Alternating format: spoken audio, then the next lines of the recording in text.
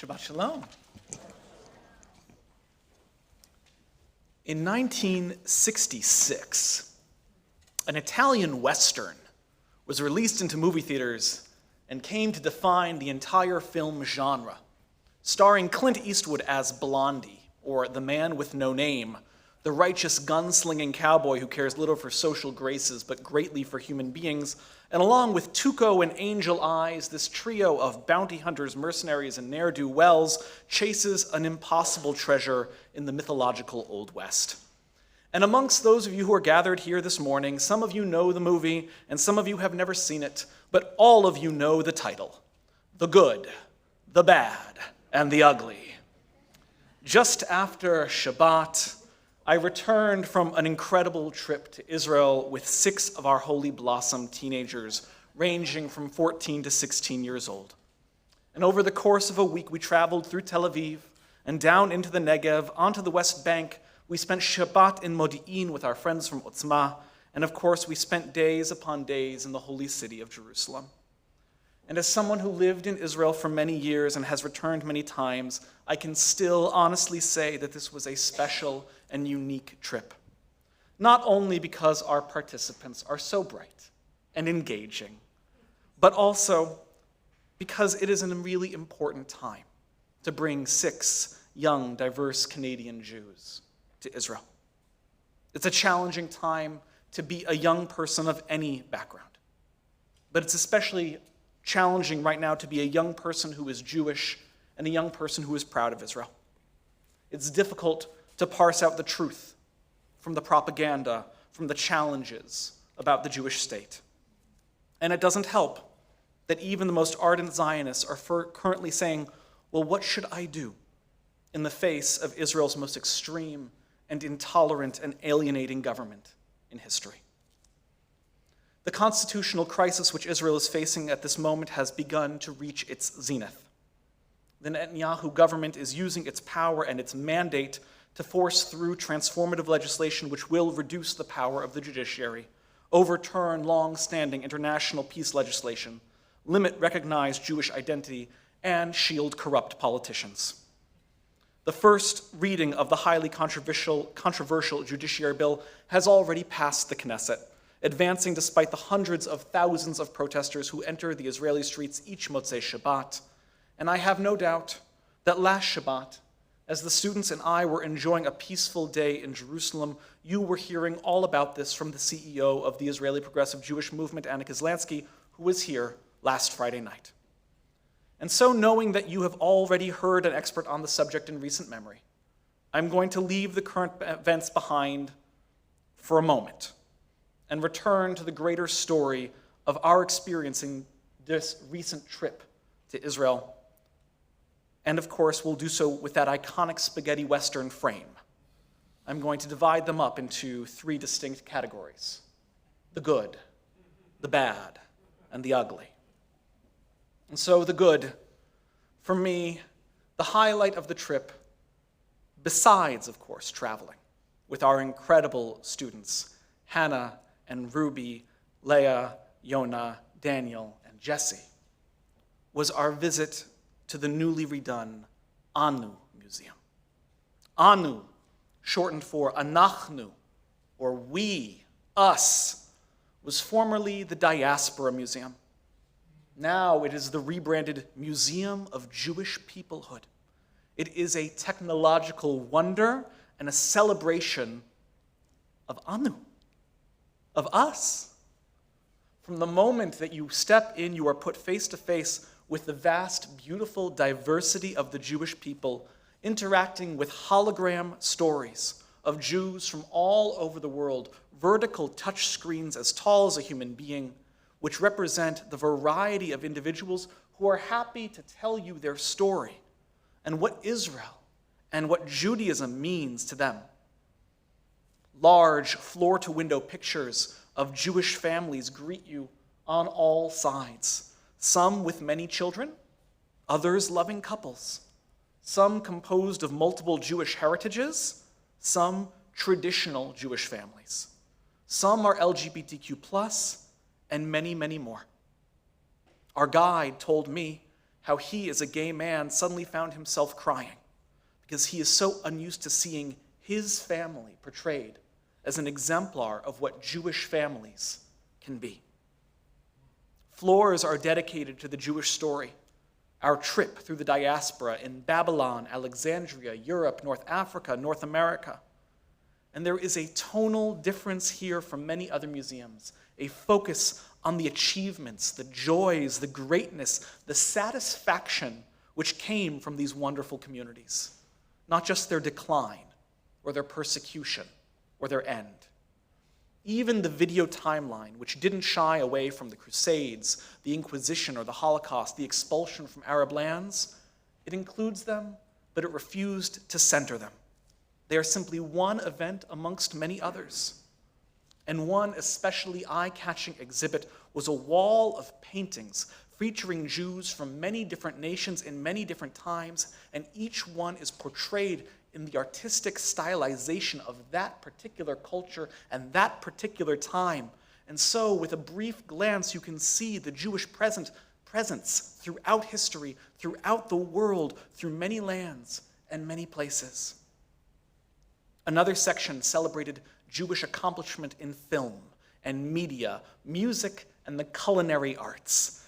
Gene Simmons guitar, Eurovision costumes, original old Hollywood movie posters, Seinfeld, Joan Nathan, Amy Winehouse, many more.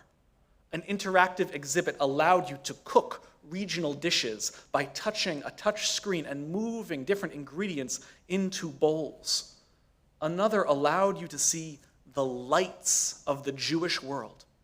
And clicking on one at random, I was delighted to see a biography of my teacher, Rabbi David Ellenson, appear in bright purple, hovering over North America. A wall of signed first edition books from Jewish and Israeli authors created a lovely little reading nook, though I'm not sure exactly how practical it might have been. And beautiful Judaica, avant-garde Judaica, was an exhibit all its own, such as a cup sandblasted with the Sheva Brachot, or a chair for a bris that spells out the word Eliyahu. And there was also a temporary exhibit about Israeli sitcoms, which included original costumes which meant absolutely nothing to me, but was very popular with the Israeli visitors who were there. Finally, on the lowest level, preserved from that old diaspora museum, are the incredibly dedicated miniature synagogues, 15 or so from around the world, recreated in stunning 1/50th scale. I always loved this exhibit in its previous home, but it, to me, always had a mournful attitude. It was a way of preserving that which had either been lost, such as the Great Synagogue of Aleppo, which was reduced to ashes in 1947, or will be lost one day, such as the Great Synagogue of Cairo and its famous Geniza. But in its new presentation, backed by a huge screen playing compiled, expertly directed videos of joyous, powerful, moving tefillah, it took on an entirely new voice, a voice of Jewish spirituality from across the globe. Hearing Rabbi Angela Buchdahl and the chief Hazan of the IDF, amongst others, one after another gloriously chanting the Unatana Tokef, it sent chills up my spine. Seeing a simultaneous celebration of Shabbat in Tel Aviv, Brooklyn, Berlin, and San Francisco, there was no doubt to me that the voice here was not a voice, a message of death or loss of destruction. It was a singular voice shouting out a single message, and that message could be none other than Am Yisrael Chai. The Anu Museum made me feel proud to be Jewish. I shept nachas. It's a special feeling, because as I mentioned, all too often there is a theme of sadness and loss when museums, even Israeli museums, present our Jewish history and our Jewish culture. The high points seem tinged with the knowledge that whatever golden age is being celebrated, whether that is Spain or Babylon or Europe, it was always destined to come to a terrible end. And while the Anu Museum doesn't pretend that there isn't that darkness in our history, it is never the focus. I left the Anu Museum feeling proud and hopeful, thrilled about what our students had seen, this beautiful, diverse perspective on what our people have already achieved and what we will yet achieve in the future. The bad. I mentioned that I would leave the current events behind for a moment. But it is impossible to talk about Israel without talking about the division and the pain that is racking her right now, as Ella so expertly did just a little while ago. Almost everyone has asked me since I've come home, well, how is it over there right now? And the truth is that it feels like a war. And in the course of my life, I have been in Israel for 3 separate wars: Operation Cast Lead, Operation Pillar of Cloud, and for part of the stabbing intifada. And while there is a war in Israel, it is always my experience that there are 2 very separate things going on. The first is life continues on as usual. Israelis are resilient people, and despite the fact that there might be major upheaval happening all around them, upheaval which is dangerous to life and liberty, it never stops them from living their lives. Work happens, and families need tending to. The beat of Israeli existence does not simply stop. 3 different Shinshanim who have served here at Holy Blossom came to see our kids on this trip: Ido, Mayan, and Aviv. And despite the fact that each of them was deeply concerned about the future of the nation, none of them had left behind their everyday responsibilities. Ido came and saw us on his way home from his work in high-tech, and Aviv from her base, where she is working as a social worker in the IDF, and Mayan from her job in Jerusalem. And similarly, I took one evening to go and see my rabbi, Daniel Landis, who hosted me at his home. And despite the fact that Rav Landis was filled with frustration and despair and rage, it had not stopped him from going to Minyan, or from teaching his bevy of rabbinical students, or for caring for his mother of 102 years old. And meanwhile, another dear teacher of mine told me that, in no uncertain terms, he would love to see me, but the protests come first. And when our schedules couldn't line up, that's exactly where he went, to the Jerusalem Motzei Shabbat protest he has been at every single week since the election. And Shabbat comes, and Shabbat goes. And so yes, life continues on despite the overarching bad in Israel at the moment, because that is what Israelis have always done, and that is what Israelis always do. But the second thing about war in Israel is the feeling of the tension. But this time, the tension in the air is not punctuated by the siren wail as a rocket comes close. It is held instead in wary glances. It is held in sharp tones. It is held when you don't know how the other person on the side of you voted, whether they stand with you or they stand against you. It is held in stereotypes as people paint their political opponents with wide brushes and say, well, everyone religious and everyone secular voted that way, and everyone in that community is against me and us.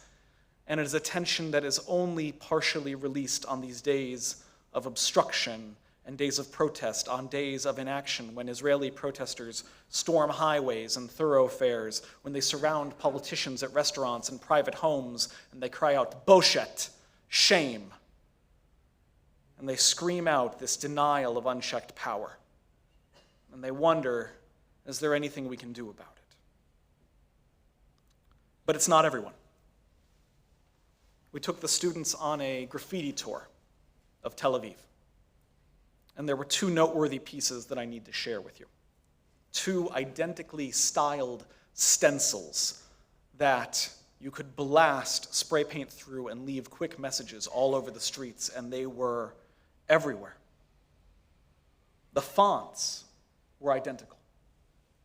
They were obviously meant to be in conversation with each other, but the message was not. The first one Demokratia basakana. Democracy is in danger. And I saw it plastered through the streets of Tel Aviv, and in my imagination I could see the street artist running through those back alleys, swiftly tagging that message as often and as quickly as he could, so that everyone and everywhere could see. And while his message was spine-chilling, it was the second one of similar style but opposite substance, which was far more frightening. It said, "Politikim min tachtai." Politics are beneath me. Passover is coming. The 4 children are on my mind. So remind me, what does the wicked child say? What does this grand story of redemption and peoplehood and power and oppression mean to you? To you, and not to him. For he does not view himself as part of the narrative. And therefore, he will never be free.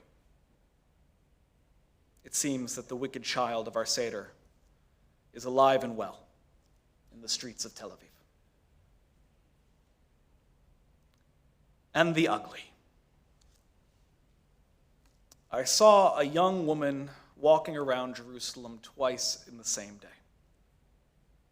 It is not an unusual thing to see the same tourist at multiple locations throughout the city. You see someone at Yad Vashem in the morning, you see them at the Shuk in the afternoon. You see them at the hotel, and then you see them at the Kotel. There's a greatest hits of Israel tourism. And there's no shame in it. There's no shame in seeing it, walking it, living it. And she stood out. Not her face, particularly. I actually could not pick her out of a lineup if you showed her to me today, but I remember her hat. It was this leather Indiana Jones sort of cowboy thing, very unique hat in the Middle East, the kind of thing that you wear because you want to be noticed. And it worked. I noticed her. And because of her hat, I noticed her necklace. Her necklace was a golden star with a closed fist cut into it. The symbol, the closed fist of Kach, the closed fist of Rabbi Meir Kahane. Kahane was a Jewish supremacist, a man who believed and loudly advocated that Israel belongs only to Jews. He preached that Israel should be a theocratic state, that the Arabs living there should be expelled, that only Jews should ever have the right to vote. And before his assassination, he preached an ideology of violence. He regularly stated that Jews should embrace violence and use it for political and societal dominance. Kach is one of the political parties that was and still technically is illegal in the state of Israel. It has been barred from running for political office since 1988 because of its racism. And for years, Kahane's legacy was considered untouchable by respectable Israeli society. But all of that changed during the election shuffle in the last few years. And now, Otzma Yehudit, the political party of Itamar Ben-Gvir, the national security minister, which is considered by many to be Kach's ideological, spiritual successor, it holds 6 seats in the Israeli government. The fist of Kach is the symbol of Baruch Goldstein, a murderer who massacred 30 people and wounded more than 100 at the Cave of the Patriarchs during Ramadan. The fist of Kach is the symbol of Yoel Lerner, a madman who dreamed and plotted to blow up the dome of the Rock, one of the holiest places in Islam and a sacred space to Jews. The fist of Kach is the symbol of Idan Natan Zeda, a terrorist who went AWOL from the IDF and used his weapon to ambush a civilian bus where he murdered 4 Arab Israelis and wounded dozens more. And despite seeing it with my own eyes, I cannot use words to describe what it is like to see a young Jew proudly wear that hate-filled symbol.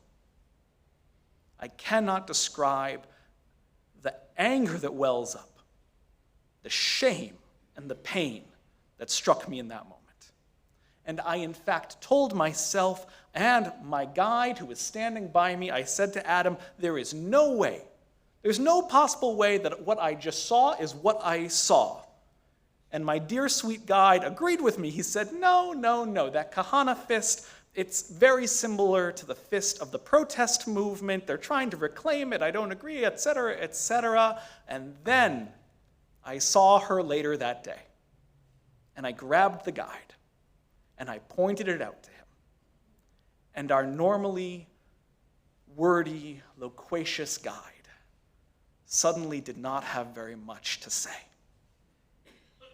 And I don't blame him, because ashes filled my mouth too.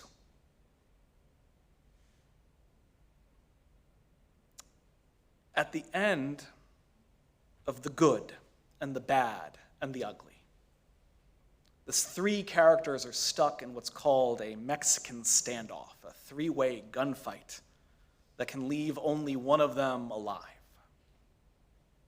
So who wins? Was my trip good? Or was it bad? Or was it ugly?